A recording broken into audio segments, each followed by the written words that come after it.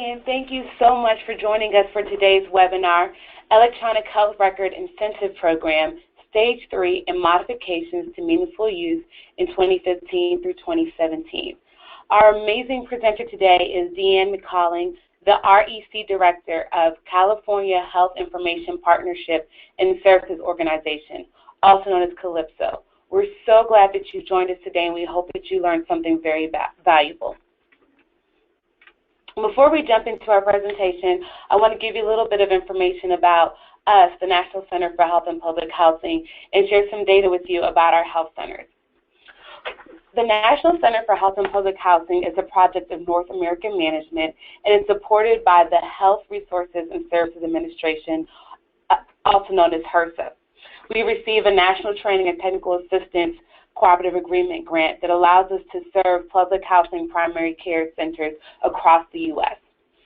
The information and content of this webinar does not necessarily infer the standards or the position of HRSA, but is solely that of our National Center for Health and Public Housing.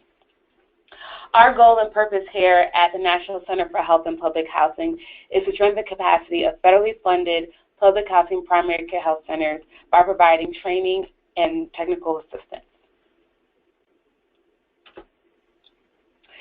In 2013, we conducted a needs assessment with our 80-plus health centers across the country to see where they were, what needs and issues they had. One of the areas that we focused on was in health information technology, specifically EHR implementation. We're happy to report that when we asked them if they have certified EHR, electronic health record systems implemented, up to almost 96% of them said yes, which is great because it means that they're on the right track to achieving meaningful use and getting the incentive payments. We then also asked them if they participate in any electronic health information exchange with external organizations. More than a third said, almost two-thirds of them said yes, and only 25% said no, with 13% being unsure. Then last year we asked them, with those who have implemented EHRs, we followed up with them and wanted to know what is it that their EHR implementation has helped them to do. How have their services been enhanced since they implemented EHR? And these are the responses that we had. We had health centers telling us that they were able to improve surveillance and monitoring, gather more data, bring efficiency and improve clinical outcomes, reduce costs, reduce medical errors, and very importantly, provide timely and accurate information for care. So in summary, they're pretty much able to better serve their residents and the populations that they see because they have implemented EHR. And then we also want to know, again, being a needs assessment, what issues they were having and where could we have them. And these are the top 4 things that our health centers reported has been the most difficult to achieve with EHR implementation. Reporting UDS data to HRSA, using data to support improvement, increasing meaningful use, and retaining IT staff. So we've been working with our health centers and with other partners to see how we can address these issues. And one of the ways that we're doing that is through this webinar today. As I mentioned, our esteemed presenter is Deanne McCalling. She works with Calypso in California, serving over 3,000 providers in 53 of California's 58 counties. She works to provide training, technical assistance to help them implement EHRs in their practice and achieve meaningful use of those systems. Deanne also serves as the chair of the ONC's Meaningful Use Community of Practice. Without further ado, Ms. Deanne McCalling. Deanne, over to you. Hi, Joy. Thank you, and thanks everyone for joining us today. Those were some great stats. Let's make sure we can see my screen. Confirmed? Yep, I see them. Okay, great. Some of this I'll go through quickly so that we can get to the content that's important to you and your health center and what you're looking for to learn about meaningful use today. There's a lot of resource and information embedded in the slide deck, so disclaimer page, nothing out of the unusual. And today's agenda. Though the title of this webinar follows the recent final rulemaking released by CMS that starts with stage 3, a lot of people and my colleagues have had to focus on the modification part of the final rule. It's titled stage 3 and the modification because that's affecting the current reporting period year of 2015 and 2016.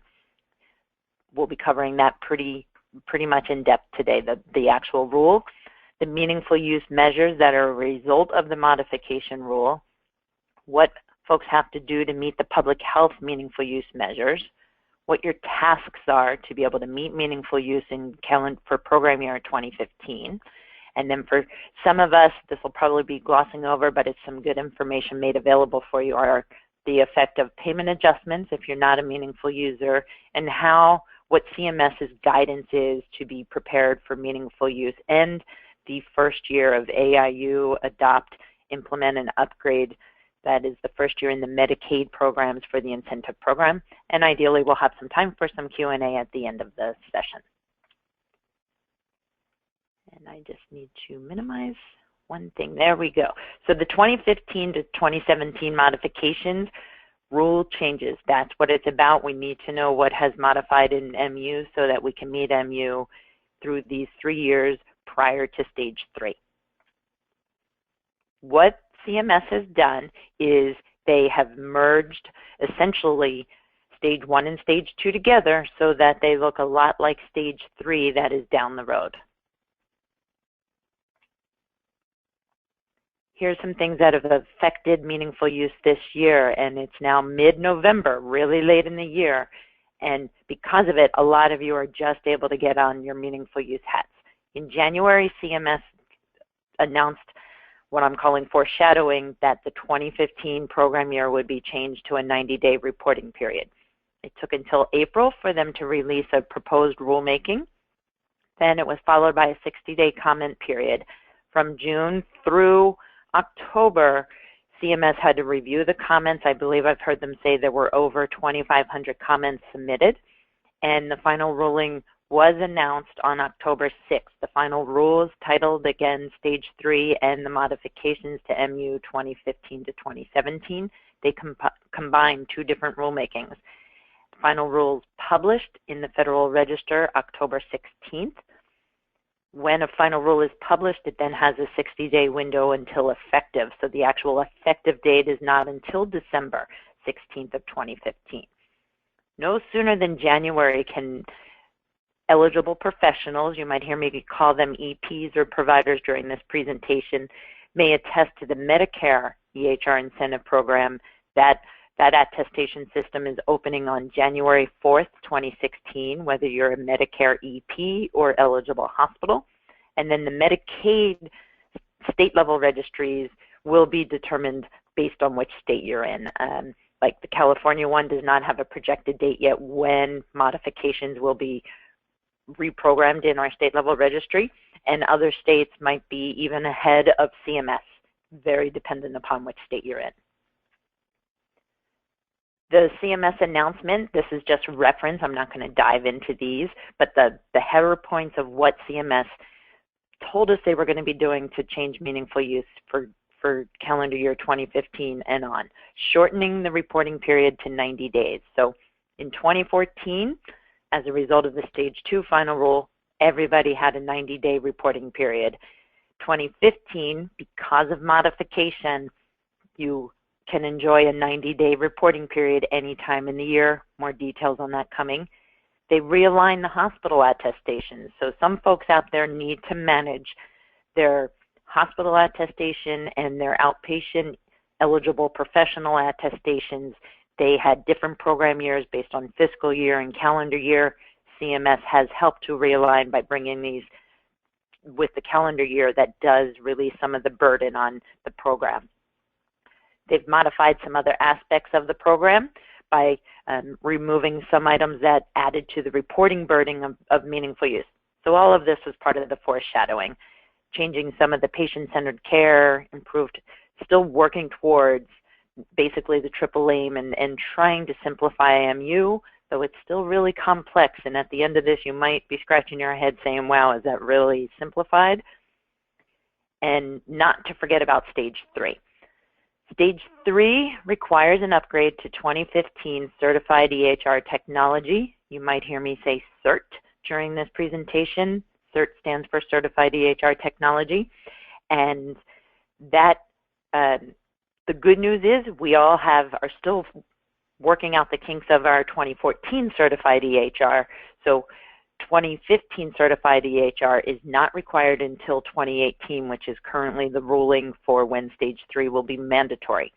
It is in the current rules that it's optional in 2017 for stage 3. You would need to have 2015 cert by then.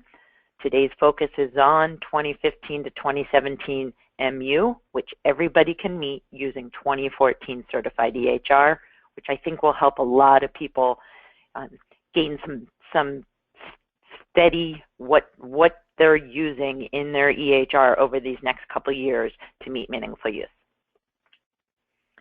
There is an opportunity to comment on the final rule. There's the full name of it, the Medicare Electronic Health Records Incentive Program, Stage 3 and Modifications to Meaningful Use.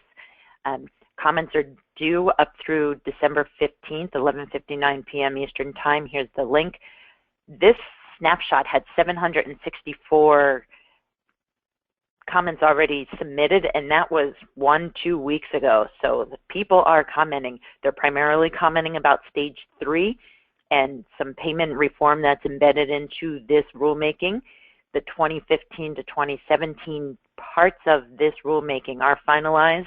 You can comment on them, but don't expect anything to really change much. However, we've all had changes. So what the goals of modification to MU are: align with stage 3, align those reporting periods I spoke about, continue to support the advanced use of health IT to improve the outcomes for patients. CMS has been very consistent with this. And they are looking to align with the Medicare Access and CHIP Reauthorization Act of 2015, that's known as MACRA, and MIPS. It probably doesn't affect your world, but it might, and that's bringing it all together as to what is happening under the merging of the stages, essentially. The modifications, the impact of the modifications are we have changes to the measures. There's threshold changes for 2 measures that require the patient action, patient engagement. It's the second measure in patient electronic access, also known as VDT, which stands for View, Download, Transmit. And then the secure messaging, which is another one of the patient action, patient engagements. More details coming in other slides. Consolidating the public health measures into one measure. These are words that CMS has used and published in message. They can be confusing, and you'll see what the public health requirements are. They're consolidated, but within that consolidation, you still need to meet a certain number depending upon what stage your EP has been scheduled for. Changing the eligible hospital electronic prescribing objective to a core measure, and probably doesn't affect a lot of the listeners on this call, but good to know about, especially if you're in IT. And then there's additional exclusions for providers who have already established certain workflows this year of 2015 before this final rulemaking came out. There's changes to the timeline. So in 2015, everybody is going to attest to the modified version of stage 2, even if they're scheduled for stage 1. This is actually one of the points of modification that's really helpful, that you might have all of your eligible professionals using the same EHR, the same workflows, and they were ready for stage 2. But your new hires came in, they have to adopt that same workflow, but they had to attest to the different rules of stage 1, the way meaningful use was written before this modification rule. Now they can all attest to the same stage. If they were scheduled for stage 1 and you do not have certain workflows in, that's where there's some alternate exclusions for those still scheduled for stage 1. But if they don't need them, they can attest just like their colleagues that are attesting to the new modified stage 2. 2016, everybody will be the modified version of stage 2 with fewer of these additional exclusions. We'll clarify that as we go. 2017, everybody should be really close to on the same page, attesting to modified stage 2 without any of these additional or alternate exclusions. Currently, the regulations do allow for stage 3 by choice in 2017. They're not really expecting a lot of people to take this path. They need 2015 cert fully implemented to be able to do that. If folks are ready, they can attest in 2017 to a 90-day stage 3. Otherwise, everyone's going to be looking at modified stage 2 full year reporting in 2017 and 2018. No matter if it's a provider's first year of meaningful use or their 8th year, they're all going to be stage 3, same list of measures. This is a snapshot of that same thing. Basically, it's helpful. I'm not going to go into too many details. You look at what year on the left-hand side somebody first attested, and then the program you're following. Most of the Medicaid programs allow EPs to skip years where they do not advance during that off year. So that's something you have to tweak. If you attested in 2011, skip 2012, where are you in 2013? So this is a helpful table from the final rule, but it's probably very Medicare-centric in that if you started in the Medicare EHR incentive program and missed a year, you still advance a stage, whereas the Medicaid programs do allow providers to stay where they were during a year that they might have skipped. Also during this presentation, excuse me if I refer to Medi-Cal instead of Medicaid. That's California's Medicaid program is called Medi-Cal. It's synonymous essentially to Medicaid if I happen to slip. So it's still important to know who's on first. Are your providers scheduled for stage 1 year 1, stage 1 year 2, stage 2 year 1? What happened if they followed the certification flexibility rule back in 2014 and attested to 2013? Clearly, it can be quite confusing. You might have new hires. You know, can they do meaningful use instead of AIU so that they are on the same program as your other providers? California's Medi-Cal program does indeed let you do an MU instead of AIU, and I believe most of the states, if not all, of the Medicaid programs allow that as well. And if some people are suffering from payment adjustments in this first year of them 2015, that's a great choice to know about or to look into for your state. Hey, should we be submitting an MU attestation instead of AIU? You get the same incentive dollars for the first year of participation. So knowing who and where your providers are is still somewhat important. Under modification, there are a few challenging measures. While CMS has lowered the threshold for some of the patient engagement measures, there are still a couple really difficult measures that if you're, as an eligible professional or someone managing the EPs within your health center, they're not passing these 2 measures, meaningful use is off the table for this current reporting period, 2015, another 90 days, or looking ahead to 2016. So please review your meaningful use dashboard reports. Not everybody out there this late in the year has even run 2015 reporting period reports in their EHR. Maybe they don't realize that they haven't even fully implemented their 2014 cert yet, and they need to run an HQM update on NextGen or something to get the most current, accurate, meaningful use dashboard reports. So this is something you should be looking at. Within that, you can see where there's gaps. You can see where there might be a correction needed in workflow. There's some people we're seeing differences with the recording of problem logs or with the clinical summaries, things like that. So some of these things jump out if you're familiar with your dashboard report. The 2 in my opinion, the most challenging measures for providers to meet for meeting meaningful use in 2015 is having a patient portal. See, here's a little error, I'm going to fix this. Are your EPs meeting the 50% view, download, transmit VDT? That's the patient electronic access measure, and it doesn't matter whether they're scheduled for stage 1 or stage 2, they need to be meeting this 50%, making the information available online if a patient wants to get it. So without meeting that, you don't pass meaningful use for 2015, 2016, 2017. And are you meeting the HIE transitions of care, summary of care record measure? So we're going to go into that in more detail. That is for folks who are scheduled for stage 2. You can work around it if you're still scheduled for stage 1. There's a detail of the CMS specification sheet. If you've never used the CMS specification sheets, they're excellent. CMS is currently working on updating them, but there's not a lot that has changed in the actual measures. So if you reference the stage 2 measures specification sheet for a measure, that is still probably the majority of what, if not all of what you need to be doing to meet a meaningful use measure. So this is the measure. More than 50% of all unique patients seen by the EP during the EHR reporting period are provided timely, within 4 business days, online access to their health information with the ability to view, download, and transmit to a third party. The patients do not have to have gone and viewed it or downloaded it or transmitted it. It's that the information's there and the ability is there to do it. So it's taking those baby steps. Instead of the requirement of doing something with this, you need to first be able to have this information available out there and the technology in place. If you don't meet this, stage 1 or stage 2, you're not meeting meaningful use. This was required for 2014 definition stage 1.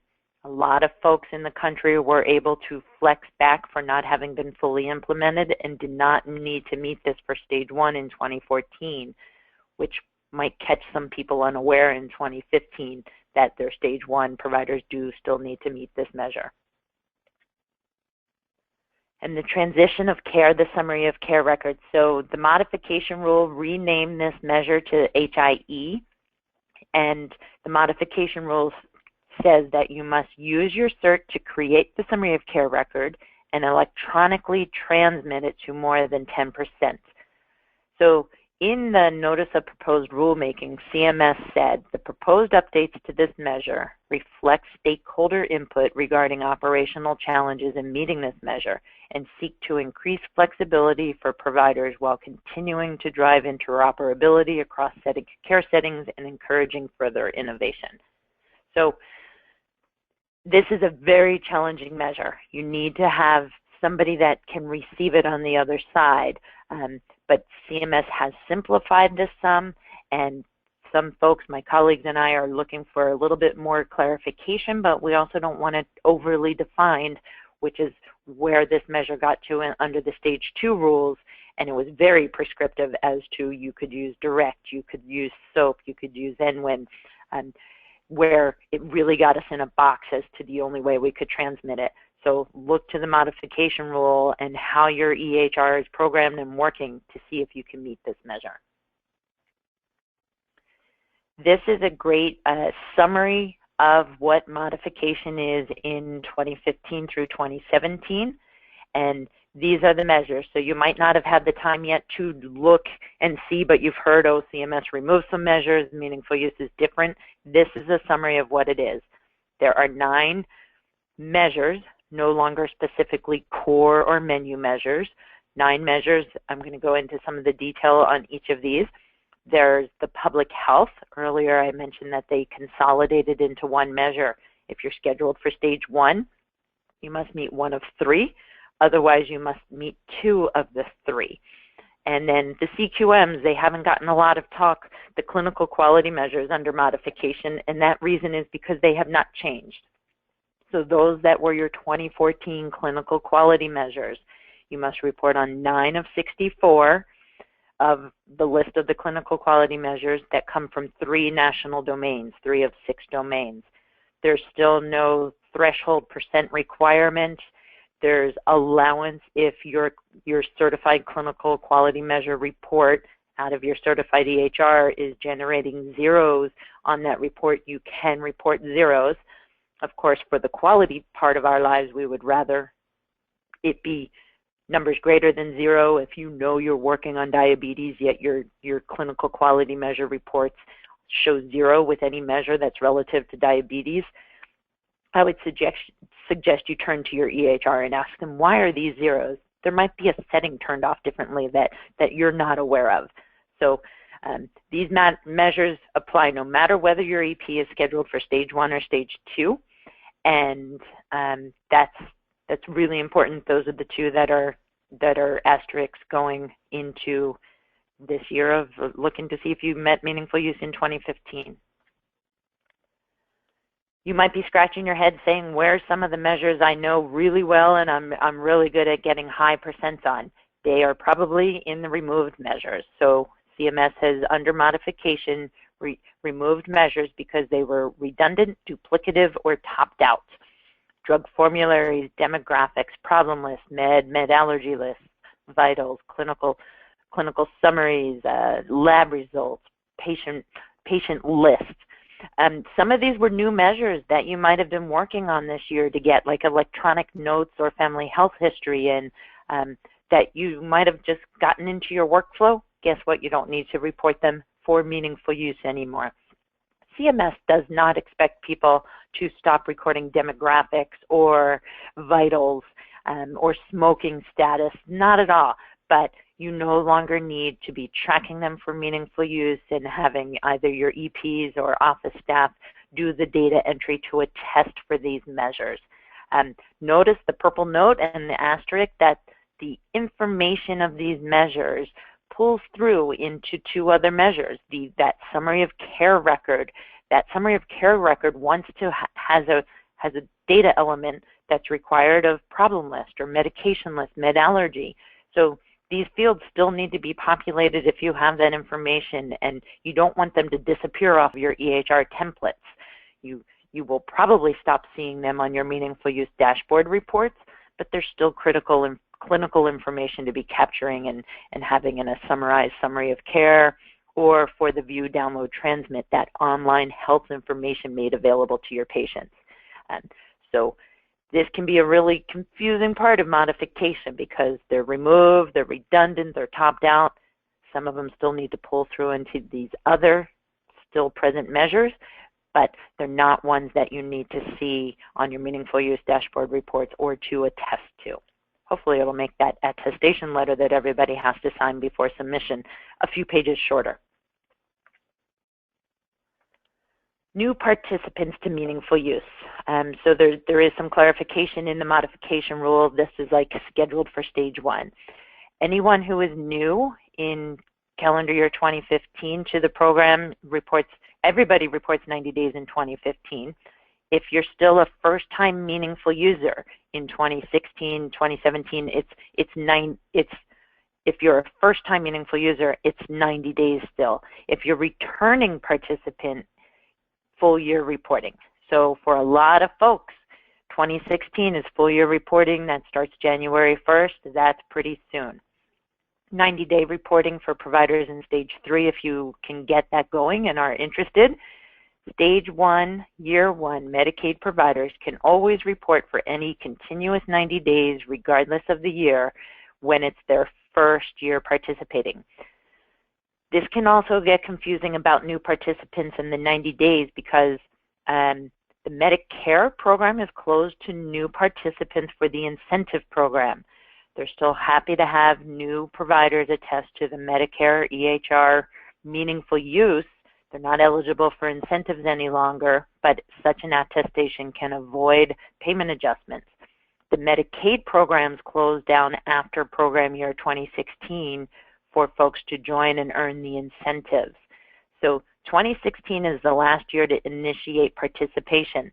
In California, that means you could do an AIU that adopt, implement, and upgrade for program year 2016, and maybe for some reason you're not ready to be a meaningful user until 2018.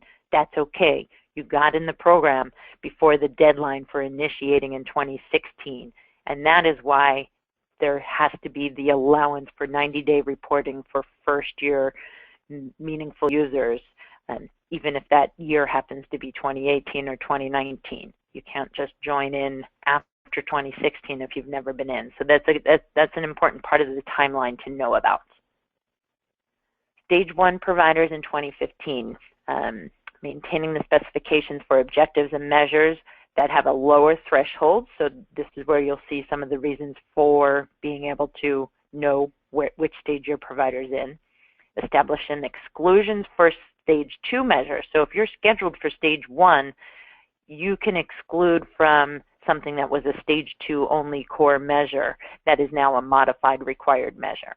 And if you did not plan to attest to what was a menu objective, that's how you can also exclude this year.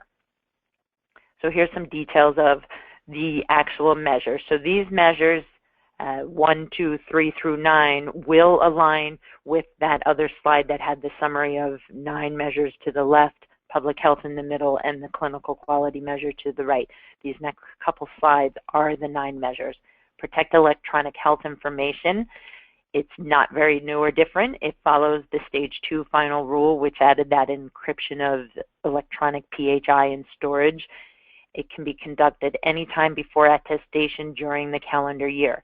So if for some reason your EPs might have met modified MU for March, April, May of 2015, they can do but they didn't plan on completing their security risk analysis until November of 2015. That's okay, it's before attestation during the same calendar year.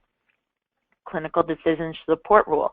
So this is where there's the modified MU is 5 rules that includes drug-drug and drug allergy interaction. That's a very stage 2. That's what stage 2 has been outlined for us since September 2012. If you're scheduled for stage 1 still this year, you can elect to do the alternate measure. That is the old stage 1 clinical decision support rule instead of the 5. And if you're stage 2, another component of what has been the stage 2 clinical decision is 4 rules must be related to the clinical quality measures. CPOE is the stage 2, 60% meds, 30% radiology, and 30% lab. Scheduled for stage 1 folks need only attest to the medication one at 30%, which is the old stage 1, and you can exclude on radiology and labs because you might not have been planning. You were waiting on a final rule, and you did not have this accepted in your workflow for this year. Electronic prescribing is 50% for EPs and 10% for eligible hospitals. Stage 1 providers, if they're not meeting that 50% bar, they can choose the alternate measure, and the hospitals can exclude. So some of these alternate paths and measures, and it's selective by provider, so it doesn't have to be everybody at your health centers doing the same thing, adds to some of the complexity of the programming changes that both CMS and the states have to get into their attestation systems, and why some systems will close down and do entail a lot of reprogramming. The alternate measures also, you can choose the alternate measure for electronic prescribing, but maybe you don't want the alternate measure for clinical decision support. You should be allowed in your different state attestation systems to do your own choice. That doesn't sound like something that's too simple to manage, but it is an option and good to know about. HIE is the former Transitions of Care Summary of Care measure, 10% electronic. This measure used to have 3 parts to it under the previous stage 2 final rule. CMS has removed measure 1 and 3, and they kept probably the most important part and also the most challenging, the one where you need to send 10% of these electronically. If you were scheduled for stage 1, you can exclude that right now in 2015. That will help a lot of people be able to meet meaningful use in 2015 because of this alternate exclusion. And the reason it's an alternate exclusion is because it was formerly a menu measure for stage 1. So in October of 2015, CMS realized they could not say you're required to meet this measure even if you were scheduled for stage 1. They were allowing the alternate exclusion because it was a menu measure and you might not have been heading down that path. The modified definition of this measure is that it's created in CERT and you must transmit it electronically.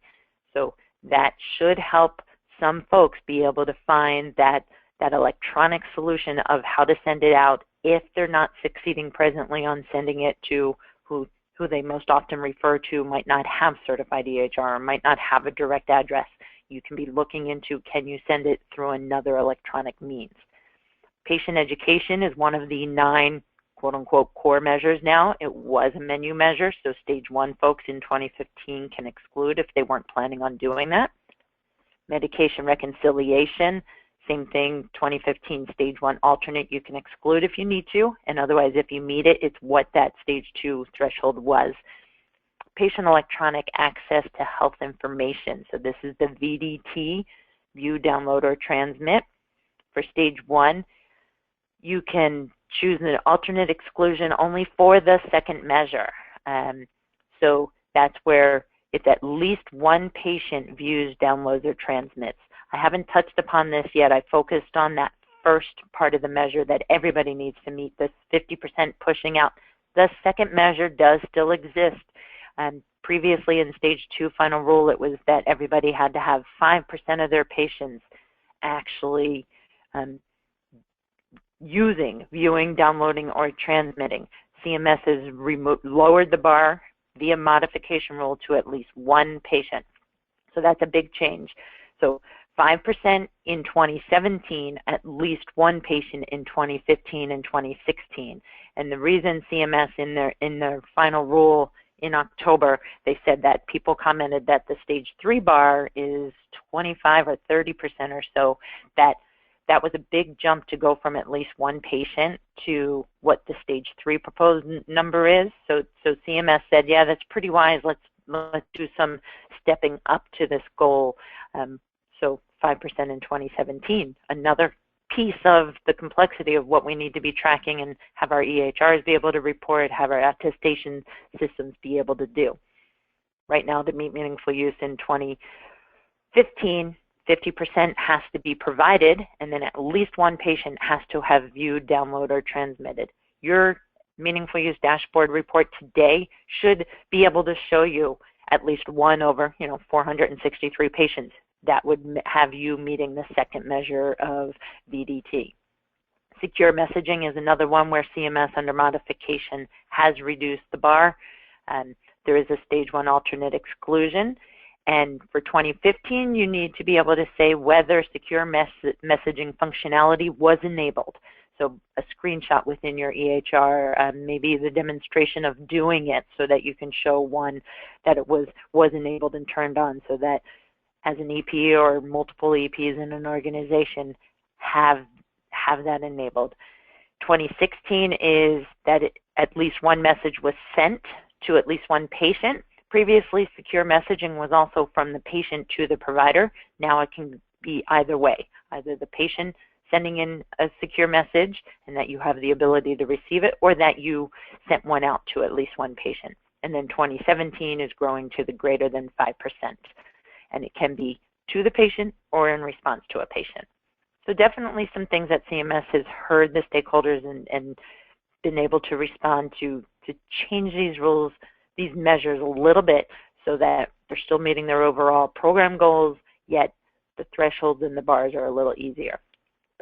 Now we're going to jump into the public health measures. And again, we'll be able to share this deck, and it's a lot of information to throw at people in 30 to 45 minutes. I tend to work in a silo of meaningful use, so I do this every day, yet even speaking through it, I can hear things that I can picture people are saying, whoa, wait, what was that about? And so it'll be a resource you can absorb, ask questions either after or via email if you need to. Public health, so there's 3 measures.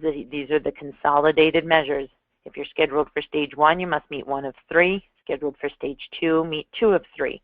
Your providers, if you have a bunch of new hires or folks scheduled for the second year of stage 1, but then you have a majority of providers who are ready for stage 2, you can have everybody attest to 2 of 3 measures because your facility probably is able to do that because you have some providers scheduled for that. The first measure under modification is the immunization registry reporting. The second measure is syndromic surveillance. And measure 3 is the specialized registry. Prior to earlier this week, CMS had only released one FAQ to update already from October's final rulemaking, which was relative to the public health objectives. It's an excellent FAQ. It will help a lot of people meet meaningful use. So it's FAQ 12985. Hopefully this link will take you to it. If not, you should be able to go to Google or another search engine and put in CMS FAQ 12985 and find this. Or use this deck for here basically is what it is. So how should a provider report to the public health measures? Are there alternates? CMS did not intend to penalize providers for having basically a specialized registry when it wasn't in their list of what they needed to attest to. The main part is how CMS answered this. So EP scheduled in stage 1, they may claim an exclusion for up to 2 measures, then the provider must attest or meet the exclusion requirements for the remaining 1 measure. An EP scheduled to be in stage 2 must attest to at least 2. They may claim alternate exclusions for measure 2 or 3, syndromic or specialized, and that's because they were menu measures. So this is really a summary of a nice full-page CMS FAQ, but basically if you're able to meet the immunization registry, you can probably exclude for 2015 both syndromic and surveillance if you had not planned on having the capability going for 2015. But don't forget about 2016, it's really close. So this is why the next slides are about how do you meet, not how do you exclude, but how do you meet the public health measures. And this also might help you be able to attest yes as opposed to exclude for 2015. So CMS has changed what was previously called ongoing submission to active engagement. And these are the 3 different options of active engagement. You have completed your registration to a registry. So you have gone and you've taken the steps to register your site, say with an immunization registry or a cancer registry or specialized, and you've done what your local health department, your local jurisdiction, your state has set up for these registries. You have registered. That counts. You're meeting the public health measure.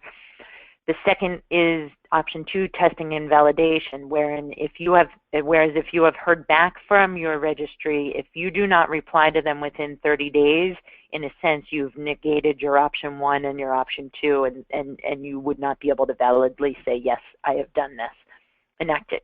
And active engagement option 3 is you're actually in production and you're reporting with your registry. The good news is that if you are simply registered and you're waiting for your local registry to be available and to onboard you, that's good. That's enough for you to say yes, and that registration has to have happened within the first 60 days of your reporting period. This is just more detail on each of the active engagements, more CMS words here. So I'm going to skip through these couple slides, but they're great ones to read about and be aware of. This is a table from the final rule where CMS has said that you can count these measures. So for stage 3 providers or for everybody in 2016, you can meet 2 specialized registries and have that satisfy your 2 out of 3 without touching immunization or syndromic. If that's your case, you can meet immunization and 1 specialized and meet your 2 out of 3. If you have to exclude through these public health measures, what came into play in 2014 is still the same, that exclusions do not count towards meeting. So if you do not administer immunizations, you would exclude. If you have which is often the case for ambulatory providers, if you have no syndromic surveillance to report to, you need to exclude. So right now you're at 0 for 2. And for specialized registry, if you have no specialized registry to report to, you would still be asked that because your first 2 were exclusions, and you can meet meaningful use even by way of having 3 exclusions for these, but you cannot just exclude 2 and not speak to the other 3rd one. And you always need your documentation and your reasons as to why you're excluding, which can be internal memos, policies, emails from your local health department. Save those types. The responses for registration, all of that type of information, save that as your backup for your attestations and for your exclusions. So as we're nearing the 45-minute mark of this hour, What should you be doing today? There's definitely things, for a lot of folks, once again, this last 90 days of the calendar year are going to be the reporting periods. It's not the requirement of meaningful use, but it's been the trend for 3 or 4 years now. But check your CMS program registration for each eligible professional. For some reason, has it gone inactive? Is the payee still the correct entity, whether it's the eligible professional themselves or the organization for whom they work? This can take some time, so it's not something you want to do right when your registry deadline for 2015 attestations is closing, and it's work you can be doing now while the attestation systems might be closed for reprogramming. Make sure you know your 2015 chapel ID. It might be the same as it was for your 2014, but if you've done any updates or new versions of your EHR, you need this number for attesting, and you should be finding out where it is and using, not everybody, the acronym CHPL, a lot of us call that acronym CHAPEL. So you might hear someone on a help desk or at an EHR vendor saying, well, what is your chapel ID? And you might be like, I have no idea what chapel has to do with meaningful use. So it stands for the ONC certification access to what is your actual ID number for your certified EHR. Make sure you're working with your public health registries, that you're registered. If you're registered, you're probably good. You might get a response and an action to do with the registry, but at the very least, if you're registered, that's the path you need to be on. And if you're not, start working on that now, because you do need to have that registration submitted before the end of November, the end of the 60th day of your 2015 reporting period. You do not need to re-register with every registry every new reporting period. So if you get off this call and today and tomorrow do your registration with your immunization registry or a cancer registry or a lead-based or whatever, you don't need to do that again the first week of January for 2016.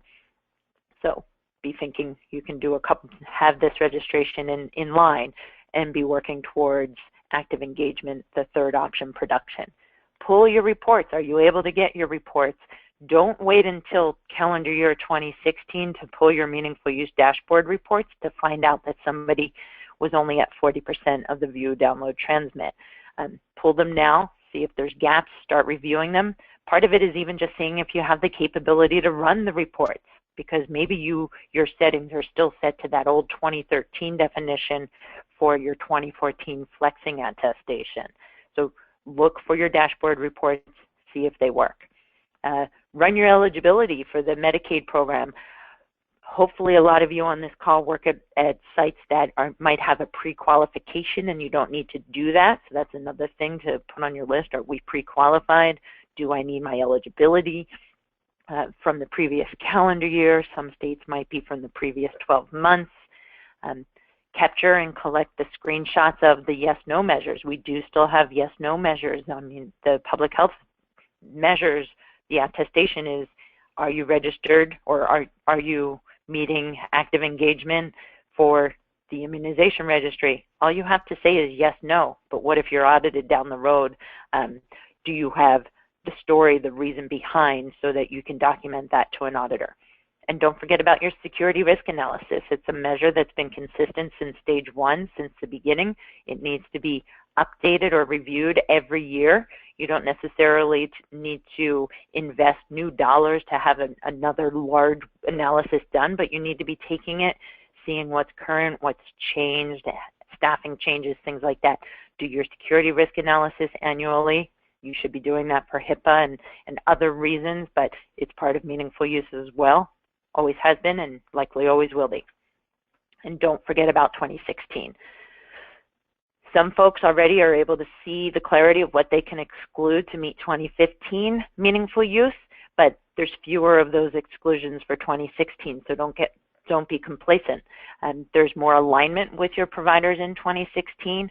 Full year reporting. Anybody beyond their first year of meaningful use, which hopefully is a lot of providers. It's a full year reporting, January through December 31st. Do your gap analysis. Get in the routine of doing that once a month so that you're seeing workflow glitches, seeing the information pull into your summary of care documents, look at how your EHR is capturing the data that you guys have in your templates and in your workflows. And don't forget that it's the last year to begin to initiate the first year of participation for the incentive programs. And I probably won't, I'm going to basically stop here. I want you to know that there's information about payment adjustments in this final rule. A lot of you are probably not subject to them. However, if you are eligible to, this is the left side of the screen right now, to participate in the Medicare EHR incentive program, even though you might be participating in the Medicaid program and you have Medicare Part B claims, if you're not a meaningful user, you're subject to payment adjustments. So if you're thinking, oh boy, it's November, it's 2015, it's too much for me to absorb, but if you're an MD and you have any Medicare Part B claims that are not billed at your facility level, but billed against your NPI, if you decide to skip attesting to your Medicaid program for calendar year 2015, you will be subject to payment adjustments on those Part B claims in 2017. So a lot of people think, oh, I'm in the Medicaid program, I'm not subject to payment adjustments, but that's not really the be-all, end-all of the world of payment adjustments that are in these final rules. Here's a couple tables about if this year, then that year, what happens with the payment adjustments.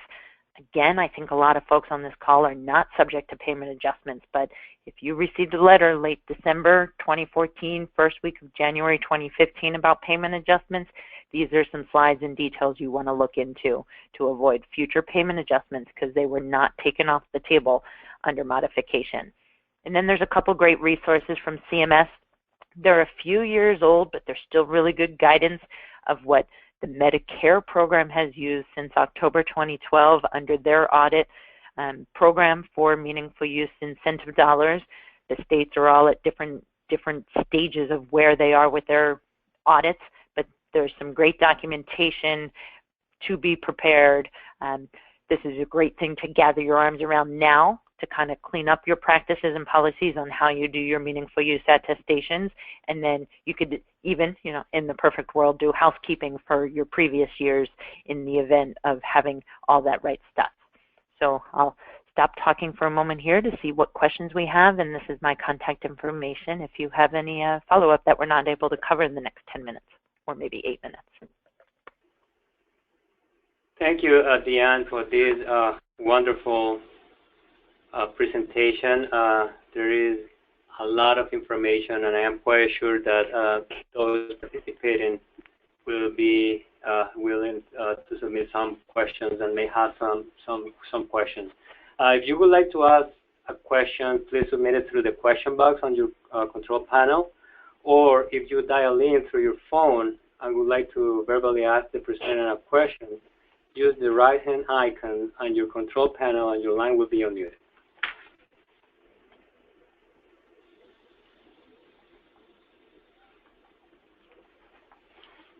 All right, we have a couple of questions, Deanne. Let me go through all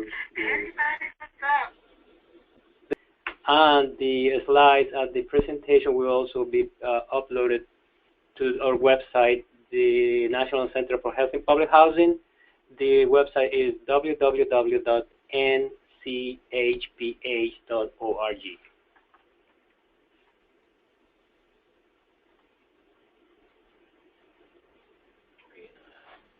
Now there is another question here, Diane. It says our understanding is that CMS recent FAQ about registries means we can do one registry. For us, it would be immunization. One standard exclusion, syndromic, because our state can't receive. One alternative exclusion because we were planning to do a special registry. Therefore, even stage 2 will do 1 or 3. Is this the case? Yes. The FAQ 12985, I'm pretty sure that's it. Sometimes I transpose it and it's 895, but I think it's 12985. does say that, yes, you can schedule, you can exclude syndromic and specialized, even if you're scheduled for stage 2 for 2015. So you could do it by meeting just immunization and exclude the other 2. All right, thank you, Deanne. There is another question. When you say new EPs versus returning EPs, do you mean new to stage 3 specifically, or new to MU overall? New to MU overall. So first time, never before meaningful user. So AIU is not MU. So providers could have that first year $21,250 incentive under their belt, the AIU, but they've never submitted to MU. So it's new to MU at all, not stage 3 new or stage 2 new. It's new to meaningful use. Okay, and there is one more question. Does registry participation need to take place through the EMR?